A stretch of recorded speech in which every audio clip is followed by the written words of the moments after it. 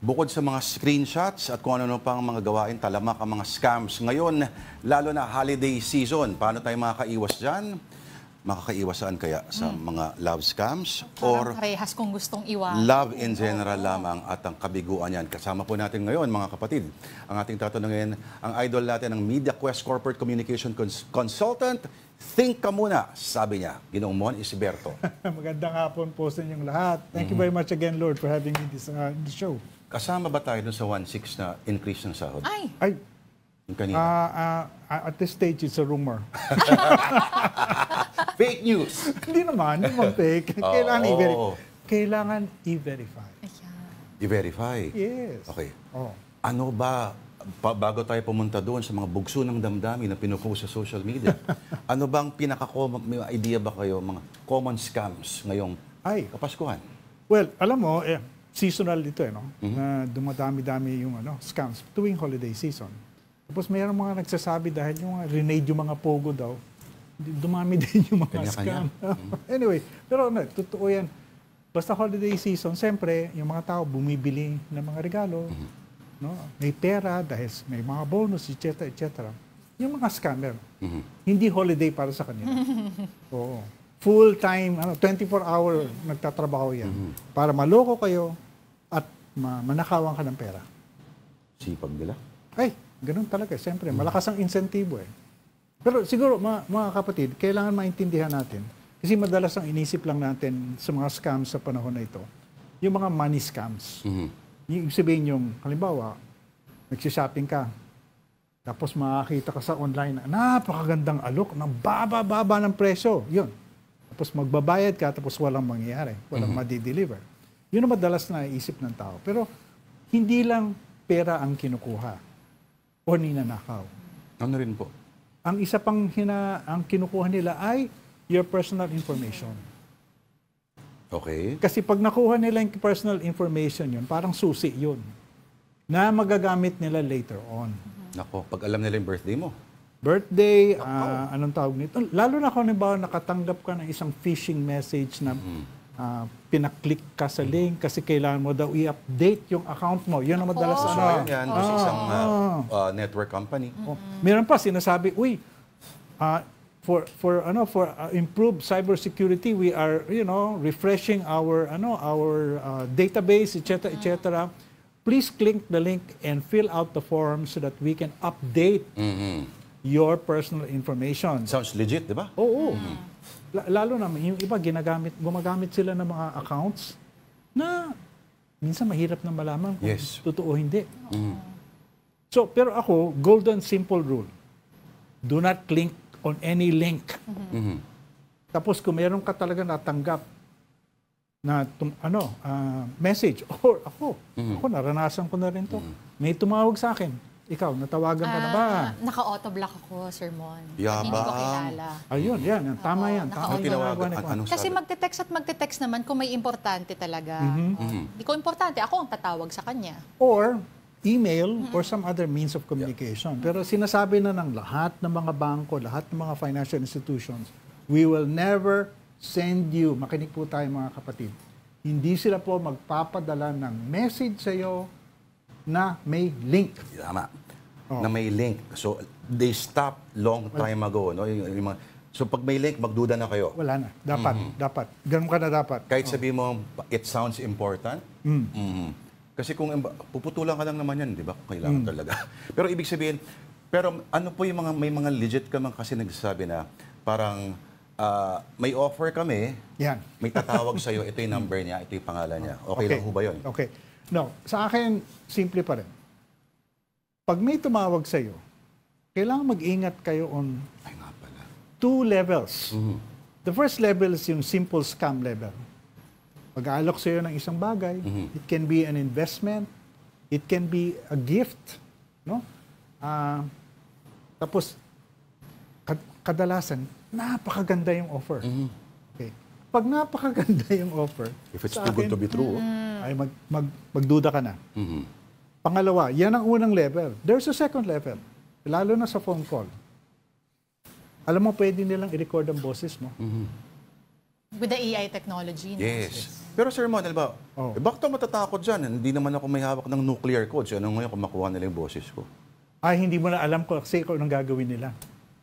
Kasi hindi naintindihan ng maraming kababayan natin na pag nahuli na nila yung boses mo, nakakuha sila ng recording, they can literally use your voice to say anything Correct. they want. Ko, yung tawa mo pala, delikado yan. Oo nga eh. Nire-record na nila yan at yung mga syllables yun, kinuputol nila. Correct. At pwedeng gamitin yon to perpetrate other crimes. Yes, of course. Grabe sir, yung panggaya pala ngayon yung ginagamit nila yung 2G Ah. is a device sa kasing liit lang halos ng icebox na mini. At pwede silang pumeso kahit sa ang bahagi ng kali at kung saan sila mapweso, yari ka. Ang kwento-kwento dyan, nasa loob yan ng mga van. Kasi ang kagandahan yan, pwede silang lumipat-lipat. So, paparking muna sila sa isang lugar. Tapos, huhulihin nila kung ano-anong pwede nilang mahuling message or call or whatever. Kasi, hindi malalaman ng cellphone kung totoo o hindi yung cell site na yun. Pero naalala mo nung huling eleksyon na national Yes. sermon, may isang kandidato, ginamit yung NDRRMC alert. Kala mo kung anong lindol lang nangyari. Nagpapaboto lang pala bilang presidente. Alam mo kasi, unfortunately, there was a time, I don't know if it's still the situation now, na maraming mga LGUs nakakapag-import ng equipment. Yes. Nabibili pa nga raw, sir, sa mga online shopping platforms. Dapat, according to the regulation, sige, halimbawa, LGU ka, nag-import ka ng ganito, kailangan i-register mo yan sa NTC. Pero unfortunately, may mga kaso na hindi nangyayari yun. In theory, kailangan niya ng LGUs kasi sila mismo yung lokal na kailangan magpa-alerto. Yun Doon ang ang- gamit yan. Yun ang justification nga. Pero kung ganun, sabihin na natin totoo yun, sa paglagay ko, dapat pa rin sila sumunod dun sa regulasyon na if you import that equipment, bumili ka ng ganong klaseng equipment, dapat i-register. Kasi otherwise, unregistered equipment yan. Parang, Mahirap i-regulate. well, that's true. Kasi nakita mo na gano'ng kaliit lang yung equipment. So madali siyang, at saka hindi na ganun kamahal.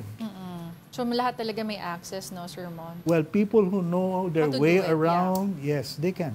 Okay, pero again, the risk of the scams is not just about yung kaliwaan na scam. May makukuha sa inyo after agreeing, but also getting your personal information. Pero dahil nandyan tayo sa usapan na yan, Sir Mon, we'd have to ask you kasi matunog nga. Nako. Natin tumawid. Kailangan natin Ano tumawid. naman ito? Kailangan natin isingit, Sir Mon. Yung data privacy na pinag-uusapan. Okay. Sige, ikaw, ang pinupunto mo, ako mamaya, yung tatanong ko yung, magpo-post ka na emotional ka pa. Oo. Hindi kasi 'di ba parang sige. may sinasabi sila na yung data privacy na pwede daw makasuhan si ganito, si ganyan dahil naman nag-post. Ano po ba yung common na risk Sources of infidelity? o ano po ba yung common risk to our personal data these days also? Well, okay. Step back muna. Anong ibig sabihin ng data privacy? Ibig sabihin, yung impormasyon mo, yung halimbawa, communication nyo, at your personal information is being protected by this law. Ibig sabihin, hindi na pwede na yung simple, makikita mo yung isang impormasyon ng isang tao na pwede mo lang gamitin, hindi na pwede yun. Kasi nga, if it is a private communication, let's say between person A, person B, person C, na wala siyang kinalaman dyan sa usapan na yan, hindi niya basta-bastang pwedeng kopyahin, kunan ng retrato, o pumasok doon sa conversation na yun through some other technical means. Kasi that's supposed to be a private communication between the parties. Madaling hindi maisip yun kasi dati-rati wala namang ganun restriction Pero ngayon, dahil sa kumalat ng internet, kumalat yung mga digital communications, nagkaroon na ng batas. Kasi ang dami-dami ng impormasyon na nasa network, na nasa internet. No? Marami dyan sa impormasyon na yan ay personal information. Kung hindi gumawa ng batas para protektahin yun, isipin mo kung gaano kalaking problema ang mangyayari dyan. So, yun po ang context niya. Pero imagine mo, sermon dati, no? meron tayong tinatawag na baka hindi na inabot yung Tita Denise. Ang ano? My God, yung phone directory. Inabot ko Nakalista naman yung phone yun. number at nakalista pa yung address mo. Correct. Yes. Accessible to anyone. That's right. Wala tayong problema. Ah. Wala naman dumating sa bahay namin at hinanap si Mr. De Vera at sinapak siya sa muka. Diba? Pero ngayon, kahit birthday mo lang, yari. Hindi ako abogado, so I don't know the legal context of that phone directory business, no? Maaring that is part of your agreement as Yes. being a subscriber, that your number will be Yes. part of a phone directory. Okay. It's really a question of what does the law say. Yes, oo. So kailangan alamin natin kung ano bang sinasabi ng batas. Or I'd like to think na fancy lang to, no? Refleksyon siya ng isang lipunan na nagbago na may lipunan ka dati na kahit alam mo kung saan nakatira isang tao, ibang scam naman muna gagawin. Walang kinalaman sa kanyang person. Matindi. Hindi, tanongin natin kay Sir Mon, yung sinasabi mo. Kasi di ba, the Think Ka Muna Pilipinas campaign, of course, isa sa mga steps is always taking time to breathe, to step back. Paano sige. kung gusto ko maghiganti talaga? ganito. Taas ang na. emosyon, Sir Mon. Kunyari, Ano yan? nahuli ko si Denise. Hindi, ganito na lang, Ano? I will not mention names, Yep. personalities, Ay, etc. opo. etc. Pero ang masasabi ko lang, itong mga pinag-uusap-usapan ngayon, yung talagang kumbaga all over social media, at saka sa media rin, na? Siguro ito isang classic case na yung emosyon ang nagdala. Okay? Ang sinasabi ko sa pamilya ko, sa mga kaibigan ko, alam mo, kahit pag-ibig, siyempre pag-ibig, puro puso yon, di ba? Pero hindi pwedeng puso lamang, kailangan parati may kasamang isip at utak. Kasi kung puso lamang ang magdadala sa'yo, if you only do it with your heart, and you don't bring your brain into the picture, ay magkakaproblema ka. Kaya pala yung gilas. Alin? Puso. Diba? Dapat may dagdag din na yun. Utak.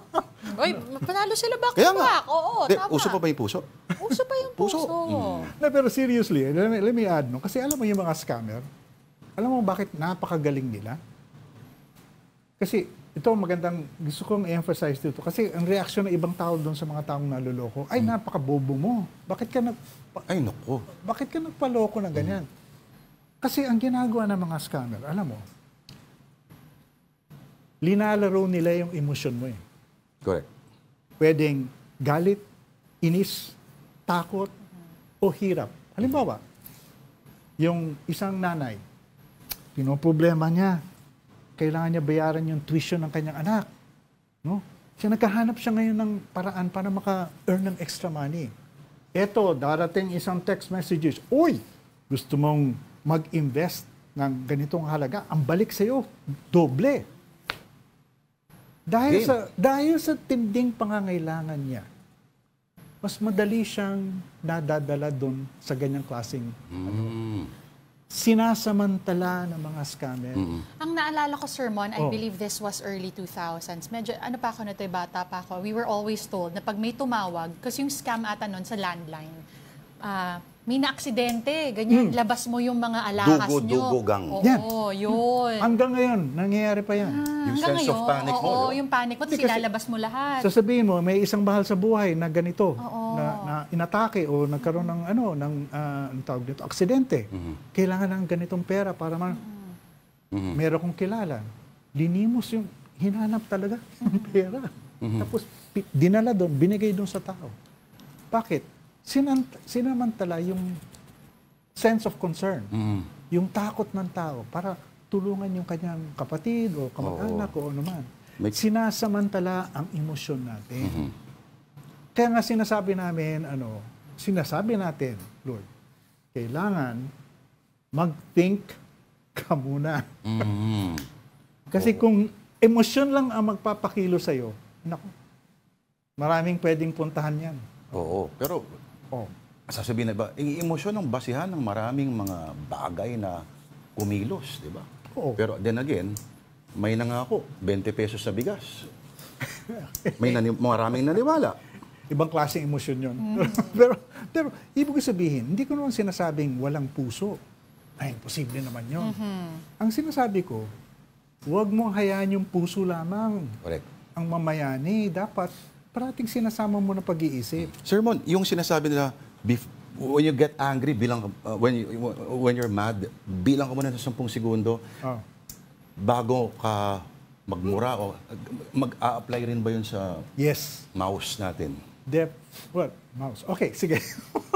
Hindi, definitely it also applies. Kasi yung nakita mo na siguro ito sa buhay mo eh.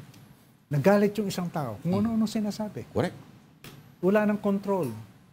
Mahirap yun. Kasi pag sinabi mo na, hindi mo na mababago. Parang genie yun, ano? Hindi mo na babalik sa bote. Hindi lang yun. Eh kung pinost mo siya, Correct. ay Diyos ko day. Wala na yan. Forever, ever Everything. na yan. Actually, Oo. pwede naman na sa notes. Kung nasa phone ka, sa notes ka muna. Isulat mo lang lahat para lang mailabas mo yung emosyon mo. Tama ka dyan. Diba? Tas Parang basahin isang mo. gusto mo lang yung ma-articulate mo lang yung rage mo. Oh. Lagay mo lang sa notes. Huwag mo na i-post. Oh, tapos save Yun. mo. That's a good idea. Yung, sige, linabas mo. Huwag mo muna ipadala. Give yourself time to think. Alam mo, madaling sabihin, ako, aaminin ko, mahirap gawin. Dahil siyempre, pag gumagano, kumukulo na yung damdamin mo, tsak, may, Ang bagal lang. Ganyan. ganun. Pero buti na nakakatulong yung bagal. Kasi dahil sa bagal ng servisyo minsan, magkakaroon ka ng time mag-think. Bitin tayo. Oo nga eh. Shermon, Oh. sabi thank you na daw. Thank you. Oh, thank you din. Maraming salamat. No? Alright. Ang bilis ng oras. Oo nga eh. Nagulat din ako. Time flies when with your Mon Isberto, the MediaQuest Corporate Communications Consultant. Sir, Maraming thank you, salamat. sir. Again, think ka muna. Yes. Think Yes. muna Yes. kayo. Okay. Alright.